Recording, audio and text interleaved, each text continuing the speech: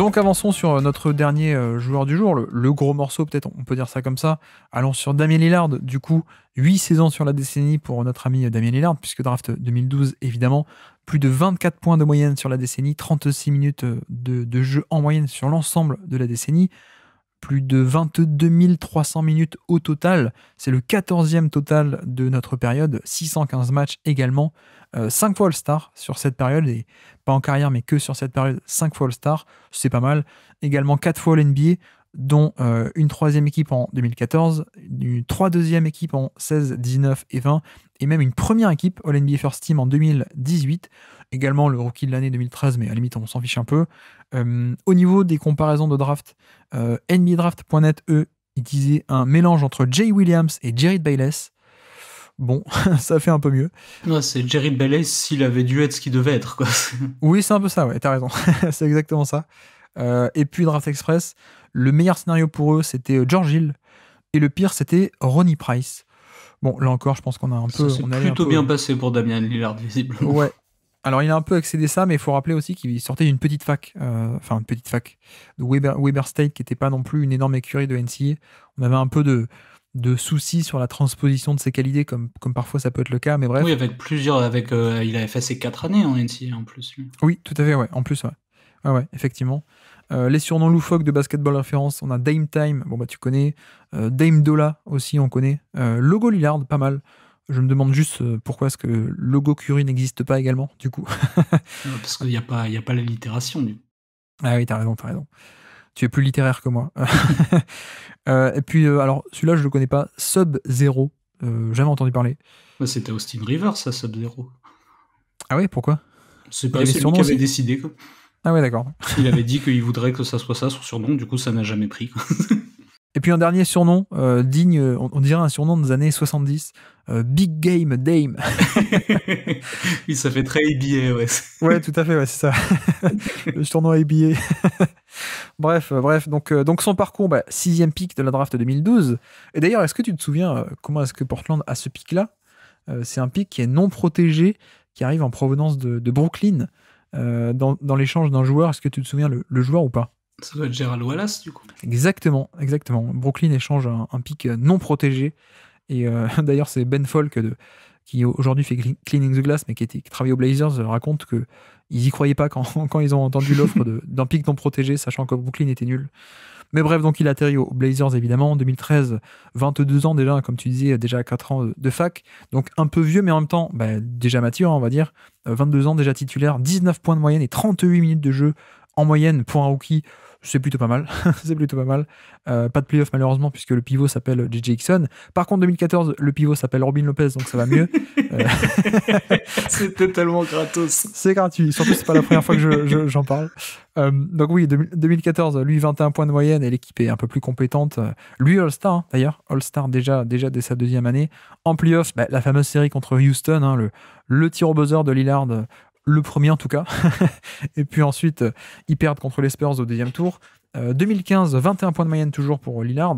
Ça perd contre Memphis, cette fois au premier tour des playoffs 2015. Par contre, 2016, l'équipe encaisse les départs de Batum, de Wes Matthews, de LaMarcus Aldridge, Robin Lopez aussi, si je dis pas de bêtises. Mais bref, c'est censé être un nouveau cycle et une reconstruction. Mais que nenni, puisque plein de nouvelles recrues arrivent, notamment aussi l'explosion de CJ McCollum. Et donc, 2016, une équipe compétente qui fait les playoffs.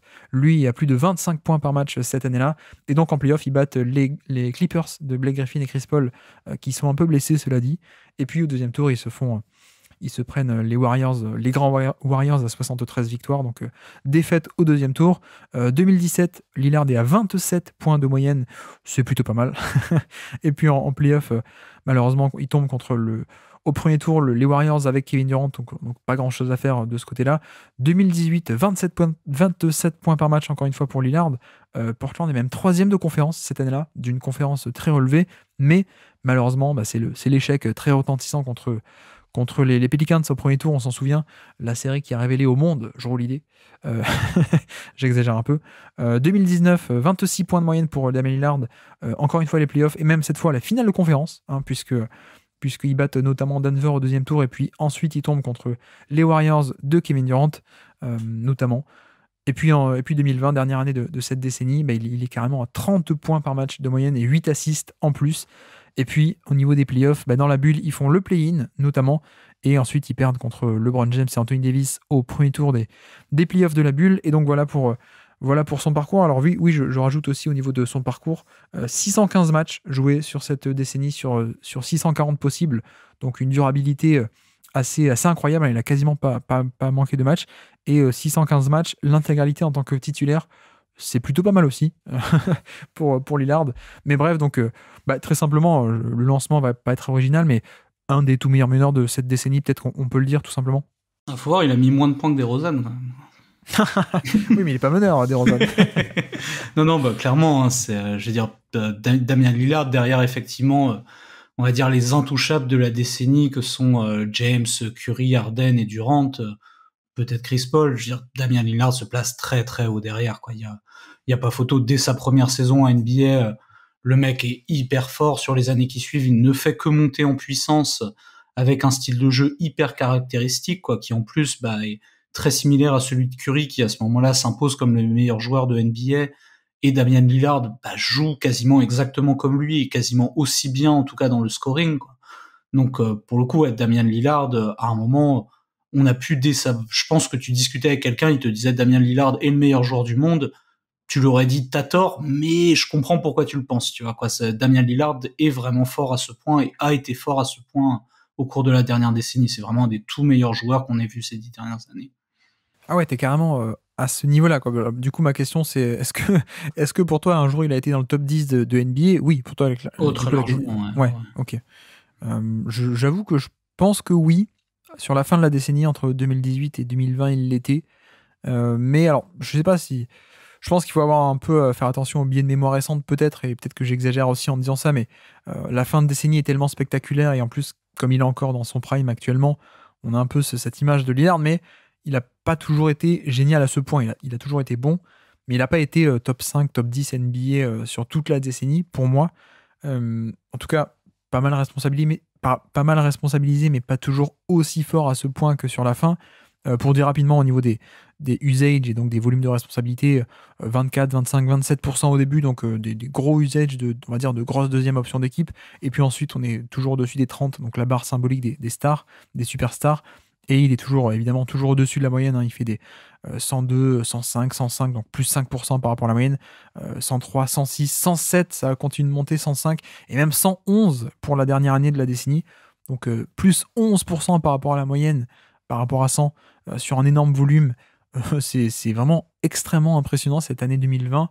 Là, on est sur 1,27 points par tir pour un meneur de jeu, quoi. C'est des stats, même pour un intérieur, c'est bien, quoi. Ouais, c'est des stats dignes de James Harden, quoi. Mais non, mais c'est vrai, c'est vrai en plus factuellement. Mais c'est en plus, c'est voilà, au niveau du profil, je sais pas si on a vraiment besoin de le décrire, mais top jump shooter, évidemment. Avec du pull-up, avec du catch and shoot et tout ce que tu veux. Mais en plus, je trouve qu'on a eu aussi, je sais pas ce que tu en penses, mais une amélioration, une évolution de son drive au fur et à mesure de la décennie. Parce qu'au début, c'était pas tant que ça un driver efficace. Et finalement, petit à petit, on a vu une belle évolution de ce côté-là aussi, quoi. Ouais, il a progressé au dribble qui était déjà très bon, mais en plus, il a pris de la masse, tu vois. Donc, il y a eu cette capacité après à venir même résister au contact sur les drives. Au début, dans ces jeunes-là, il avait fait le concours de dunk, Damian Lillard. Donc, tu vois, ça a toujours été un mec explosif qui monte assez haut, etc. Mais plutôt léger. Alors que les années avançant, il est devenu plus tanké sans pour autant perdre en explosivité non plus, quoi. Avec du coup, une hausse du nombre de lancers francs. Et tirer des lancers francs quand t'es un mec qui tire à 90% depuis la ligne, c'est quand même vraiment utile, quoi. Donc non, vraiment joueur très complet. Et puis même s'il y a effectivement un meneur de jeu qui n'est pas vraiment un créateur playmaker comme ça peut être le cas d'autres meneurs typés Chris Paul, James Harden ou LaMelo Ball, tu vois, pour parler des exemples plus récents, mais t'es un joueur qui par contre est toujours très très propre dans sa gestion du jeu, quoi, avec vraiment des pertes de balles, des chiffres de pertes de balles qui sont très très faibles en comparaison des autres on va dire des autres pointures du poste. Ouais.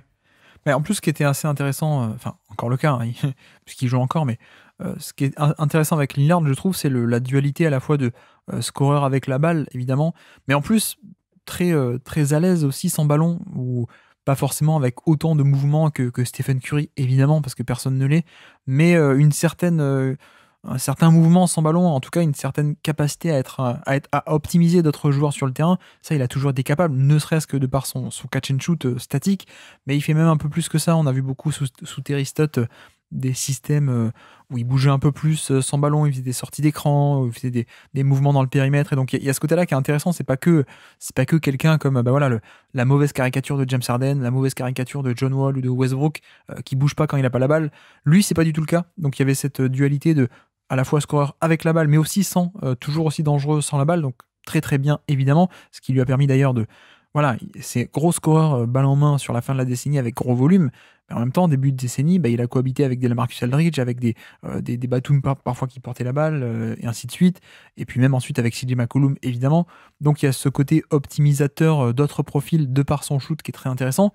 Après, c'est vrai que, tu l'as dit un peu, le passing, bon, c'est cool, mais ça n'a jamais été génial. Hein. Je trouve qu'il manquait il manquait en tout cas à la fois de créativité, de côté un peu peut-être cérébral, manipulateur, comme peuvent l'être certains, en tout cas certains du gratin, et James Harden, et comme tu dis, Luka Doncic, et ainsi de suite. Donc il n'a pas ce côté-là. Et je me demande, tu vois, moi je ne sais pas s'il a jamais été top 5 NBA. Je me pose la question, toi, encore une fois, tu avais l'air de répondre plutôt oui. Oui, moi je pense assez nettement, hein, même. Mais pour le coup, je pense que c'est un joueur qui vraiment est capable d'avoir un énorme volume au scoring avec une efficacité qui est vraiment au niveau des tout meilleurs, quoi. Et c'est vrai que le seul truc que tu peux lui retirer par rapport à James Harden dans ce registre-là, c'est que t'as pas le playmaking, t'as pas la passe. D'un côté, t'as beaucoup moins de pertes de balles aussi. Mais c'est vrai qu'en tout cas, Lillard, Curry et Harden, c'est les seuls joueurs que j'ai vus au cours des 2 dernières années vraiment se faire trapper milieu de terrain par 2 mecs, quoi. Ouais. C'est un joueur vraiment menaçant et un joueur dangereux à ce point, Damian Lillard. Je me demande je sais pas moi je suis pas sûr de le mettre top 5 à aucun moment donné de la décennie, ou en tout cas, peut-être qu'il l'a été, mais je trouve qu'il était un peu un cran en dessous de cette fameuse catégorie des méga stars.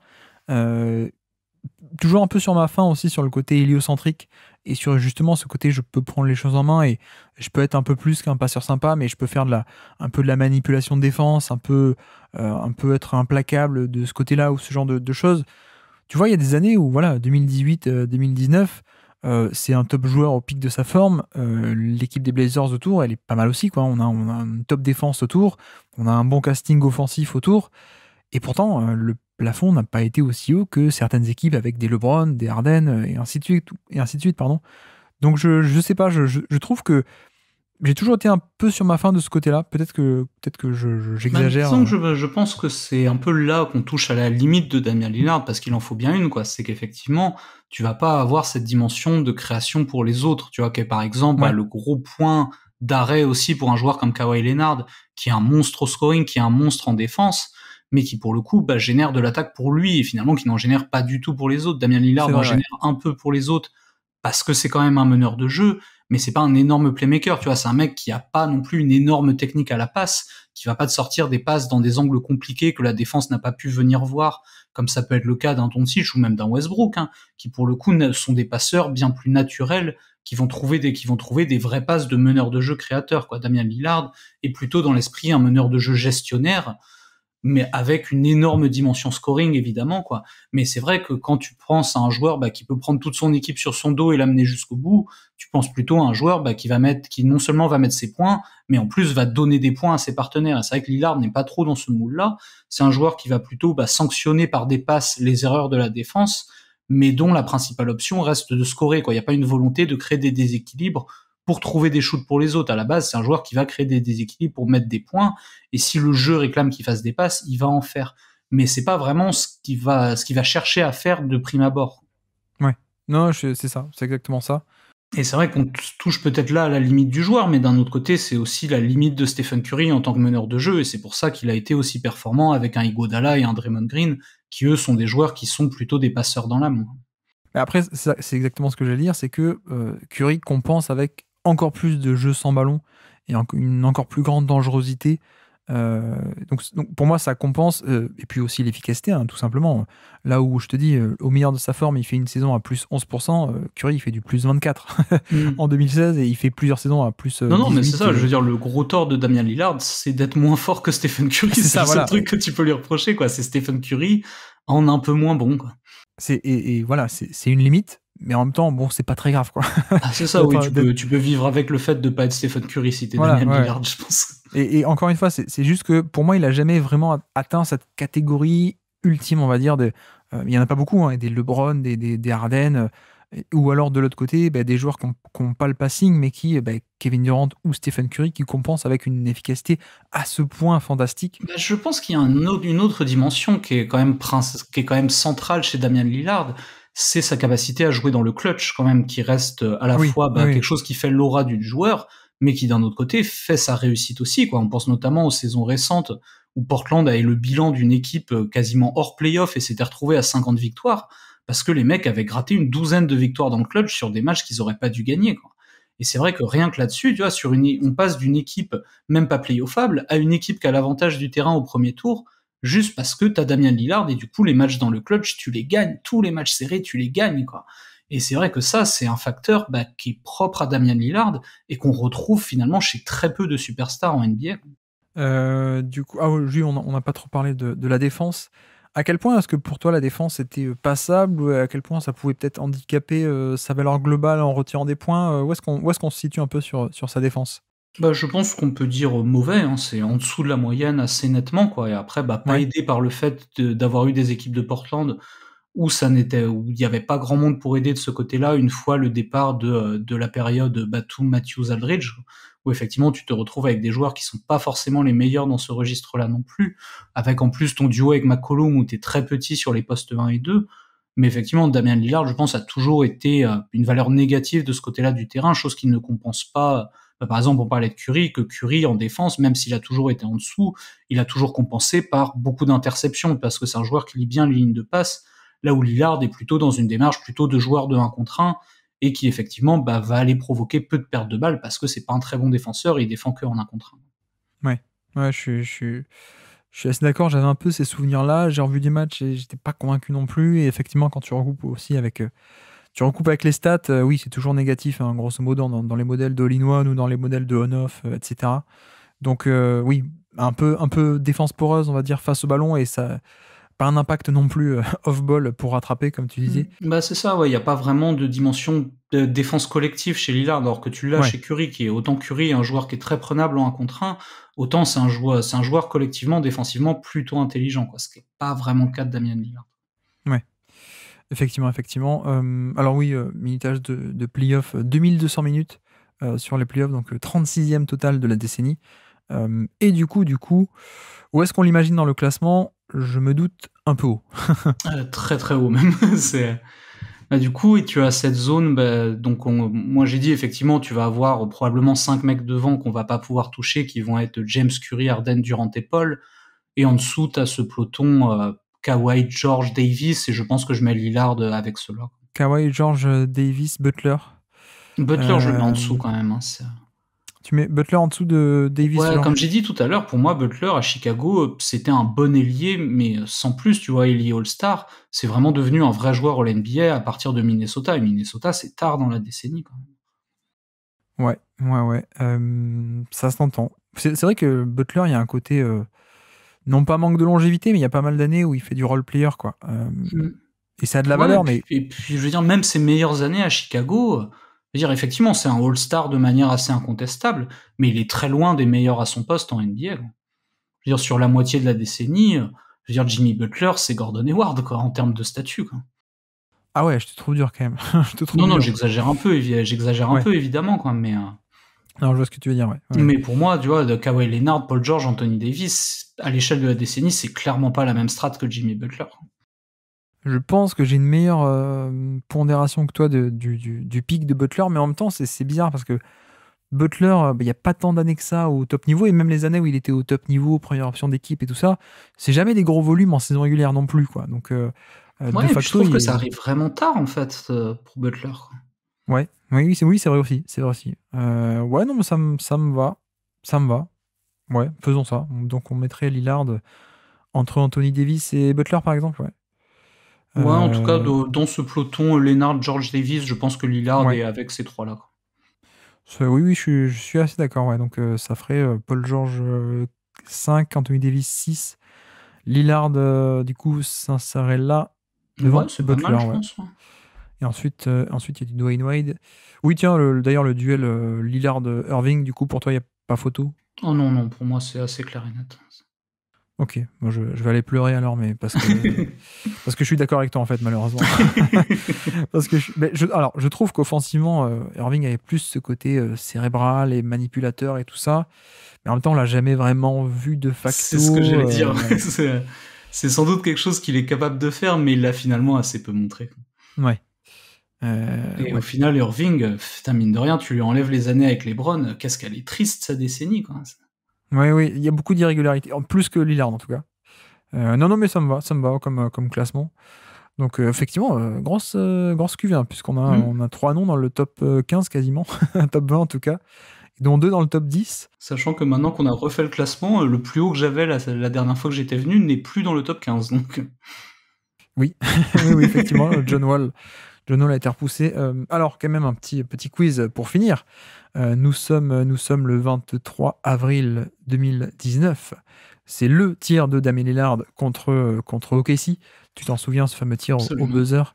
Est-ce que c'était un bon tir ou pas? On en fera un podcast séparé. Mais en tout cas, qui joue ce match? Est-ce que tu es capable de me citer des joueurs qui jouent ce match des deux côtés du terrain? Du coup, probablement Damian Lillard. Ouais. TJ McCollum. Ouais. Yusuf Nurkic déjà? Oui.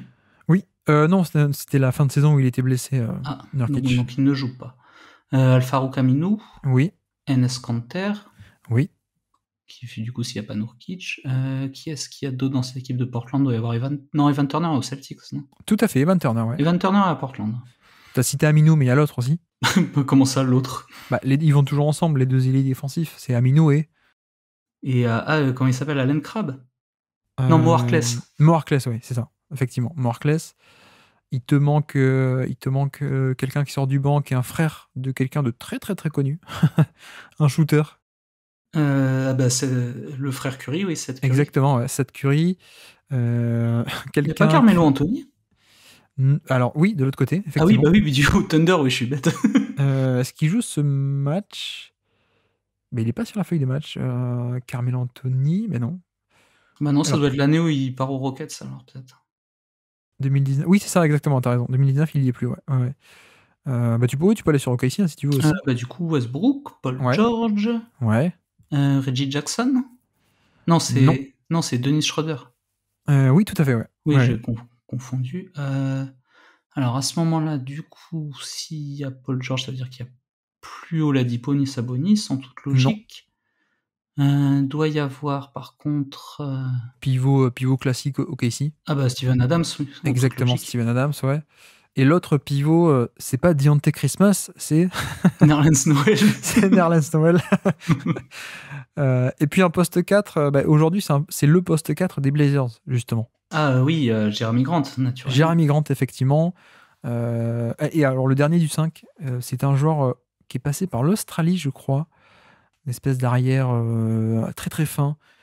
Non, c'était probablement pas le même, mais je pense à Alex Abrines qui devait être au Thunder à ce moment-là. Non, c'était Terrence Ferguson. Ah oui, exact. Ouais.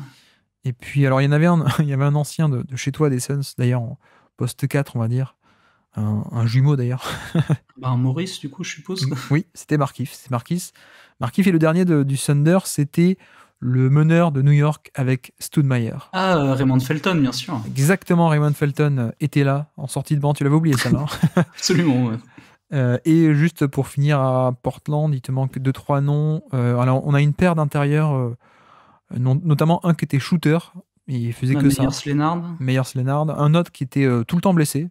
Zach Collins. Exactement. Ça va vite avec les bons indices. Et puis, le dernier qui était un ailier scoreur qui était notamment fait de bons trucs au Jazz et puis ensuite pas grand chose de plus. Un gaucher, je crois. Rodney Hood. Exactement, Rodney Hood.